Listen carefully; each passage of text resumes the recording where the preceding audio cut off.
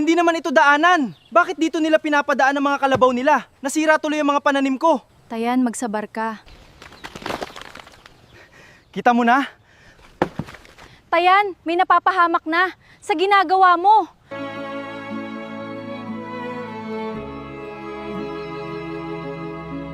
Patawad sa nangyari sa lolo mo. Hindi ko inaasahan na mangyayari yun. Tama, masama nga magharang ng kung ano-ano sa daan. Astagfirullah wa atubu ilay.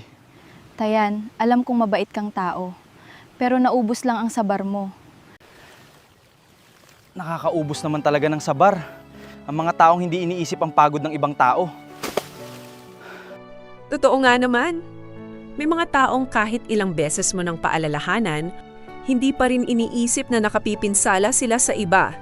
Dahil dito, may mga pagkakataong napipilitan tayong gumawa ng paraan upang maprotektahan ang ating pinaghirapan at ang ating aanihin.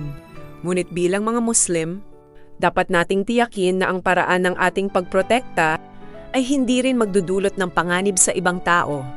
Itinuro sa atin ng Islam na alisin ang anumang nakasasama sa daan, hindi ang maglagay ng harang na maaaring maging sanhi ng aksidente. Sinabi ng Propeta Muhammad sallallahu alaihi wasallam, ang pag-aalis ng anumang nakapipinsala sa daan ay isang sangay ng pananampalataya. Sahih al-Bukhari at Sahih Muslim. At sinabi rin niya na may isang lalaki na nag-alis ng nakaharang sa daan upang hindi makasakit sa mga tao. Dahil sa kanyang ginawa, ginantimpalaan siya ni Allah ng paraiso. Sahih Muslim 1914.